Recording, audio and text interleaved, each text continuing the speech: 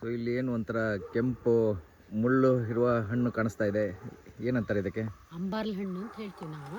ಇಲ್ಲೆಲ್ಲ ಗ್ರಾಮೀಣ ಇದರಲ್ಲಿ ಇದು ಈ ಥರ ನೋಡಿ, ಈ ಥರ ಕಾಯಿ ಇದು ಚಿಗುರಿದ್ದಾಗ ಹಸಿರು ಇರುತ್ತೆ. ಇಲ್ಲಿದೆ ನೋಡಿ ಹಸಿರು ಈ ಥರ ಇರುತ್ತೆ. ಸ್ವಲ್ಪ ಕೆಂಪು ಹತ್ಕೊಳ್ಳಿ ಈ ಥರ ಇರುತ್ತೆ. ಕಪ್ಪು ಹತ್ಕೊಳ್ಳಿ ಇಲ್ಲಿ ನೋಡಿ, ಇಲ್ಲಿ ಕೊಯ್ದಿದ್ದೀನಿ. ಸೊ ಈ ಕಪ್ಪಾದಾಗ ಹಣ್ಣ ಇದು ಇದು ನೀವು ಅಂಬಾರ್ಲ್ ಹಣ್ಣು ಅಂತ ರೇಷ್ಮೆ ಸೊಪ್ಪು ಅಂತ ಹೇಳ್ತಾರೆ. ಇದು ರೇಷ್ಮೆ ಸೊಪ್ಪು ಅಂದ್ರೆ ಹೈಬ್ರಿಡ್. ಇದನ್ನೇ ಕ್ರಾಸ್ ಮಾಡಿ ಅಂದ್ರೆ ಕಸಿ ಕಟ್ಟಿ ಮಾಡಿರ್ತಾರೆ ರೇಷ್ಮೆ ಸೊಪ್ಪು ಅಂತ. ಅದರಲ್ಲೂ ಹಣ್ಣು ಬಿಡುತ್ತೆ. ಇದು ಅಂಬಾರ್ಲ್ ಅಂತ ಹೇಳಿ ಹಿಂದಿನಿಂದ ಬಂದಿರೋದು.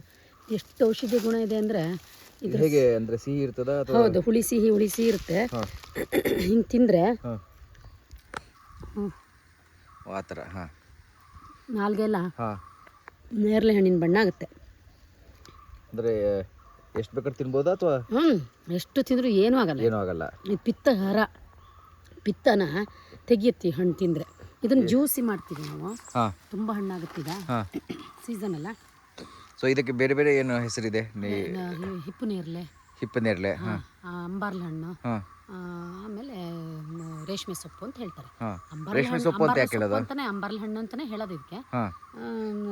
ಹಿಪ್ಪನೇರಳೆ ಹಣ್ಣು ಇದು ಎಷ್ಟು ಮೇಲೆ ಹೋಗ್ತದೆ? ಇದು ಹಿಂಗೆ ಬುಷ್ಷಾಗಿ ಹಿಂಗೆ ಬರುತ್ತೆ. ಇದು ನೀವು ರೇಷ್ಮೆ ಸೊಪ್ಪು, ಹಿಂದೆಲ್ಲ ರೇಷ್ಮೆ ಹುಳಕ್ಕೆ ಇದನ್ನೇ ಸೊಪ್ಪದು. ಹಾಗಾಗಿ ರೇಷ್ಮೆ ಸೊಪ್ಪು ಅಂತ ಬಂದಿದೆ ಹೆಸರು. ಇದು ಇಲ್ಲಿ ಲೋಕಲ್ ಹಳ್ಳಿ ಇದು ಗಿಡ. ಹೈಬ್ರಿಡ್ ಅಂದ್ರೆ ನೀವು ಎಲೆ ದೊಡ್ಡ ಬರುತ್ತೆ. ಅದ್ ನೀವು ರೇಷ್ಮೆಗೆ ಚಂದ್ರಿಕೆಗೆ ಹಾಕಿ ಬಿಡ್ತಾರೆ ಹೊಟ್ಟೆಗೆ. ಕರ ತಿಂತವೆ ಸೊಪ್ಪನ್ನ ಅವುಗಳು. ಆಮೇಲೆ ಈ ಹಣ್ಣಿದೆಯಲ್ಲ ಇದು, ಈ ಸೊಪ್ಪು, ಈ ಹಣ್ಣನ್ನು ಜ್ಯೂಸ್ ಮಾಡಕ್ ಬರುತ್ತೆ. ಹಂಗೇನೂ ತಿನ್ನಕ್ ಬರುತ್ತೆ. ಮಕ್ಕಳೆಲ್ಲ ಹಿಂದೆಲ್ಲ ಕಾಡಾಗಿದ್ನೇ ಹಣ್ಣು ಹೆರ್ಕೊಂಡು ತಿಂತಿದ್ರು. ಈಗೆಲ್ಲ ಯಾರಿಗೂ ಇದು ಗೊತ್ತಿಲ್ಲ ಬಿಡಿ. ಆಮೇಲೆ ಎಲ್ಲೂ ಈ ಗಿಡಗಳು ಇರೋದಿಲ್ಲ. ಈ ಸೊಪ್ಪು ಇದೆಯಲ್ಲ, ಇದನ್ನ ನೀವು ಇದು ಹೆಸರು ಬೇಳೆ ಪಾಯಸ ಮಾಡಿ ಈ ಸೊಪ್ಪನ್ನು ಹಾಕ್ಬೇಕು. ಒಂದು 10-15 ಸೊಪ್ಪು ಅಂದ್ರೆ ಹಿಂಗೆ ಸುಮ್ಮನೆ ಸೊಪ್ಪು ಒಂದು 4-5 ಈ ಥರ ಹಾಕಿ ಸೊಪ್ಪನ್ನು ಇಡೀ ಕೂಡ ಹಾಕಿ ಬಿಡೋದು. ಅದು ಚೆನ್ನಾಗಿ ಕುದಿಯುತ್ತೆ. ಆಮೇಲೆ ನೀವು ಕುಡಿದು ಅದನ್ನ ಪಾಯಸ ತಿಂದರೆ ನಿಮಗೆ ಪಿತ್ತ, ಎಂಥ ಹೊಟ್ಟೆಯೊಳಗೆ ಪಿತ್ತ ಇದ್ರೂ ಹೊರಗೆ ಬರುತ್ತೆ ಅಂತ ಹೇಳ್ತಾರೆ.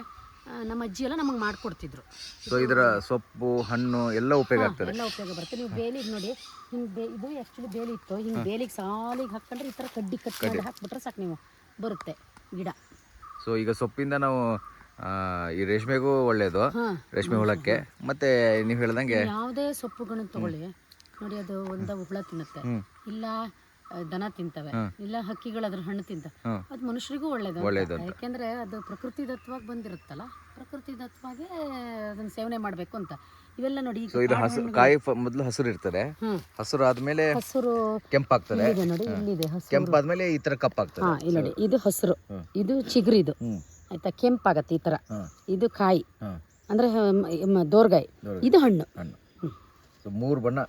ಇದನ್ನ ನೋಡಿ ಹಿಂಗ್ ಮಾಡಿ, ಹಿಂಗೆ ಕೊಟ್ಟೆ ಮಾಡಿ ಕೊಯ್ಕೊಳೋದು ನಾವು. ಇದಕ್ಕೊಂದು ಕಡ್ಡಿ ಹಾಕಿ ಈ ಥರ ಮಾಡಿ ತಿಂತಿದ್ವಿ. ಎಲ್ಲ ಹಣ್ಣುಗಳು ಹಳ್ಳಿಲಿ ನೀವೇನು ಯಾರು ಪ್ಲಾಸ್ಟಿಕಿನ ತೊಟ್ಟೆ ಇರಲ್ಲ ಹಿಂದೆ, ಇದರಲ್ಲೇ ತೊಟ್ಟೆ ಥರ ಮಾಡ್ಕೊಂಡು ನೀರು ಕುಡಿಯೋದು, ಹಿಂಗೆ ಕುಡಿಯೋದು.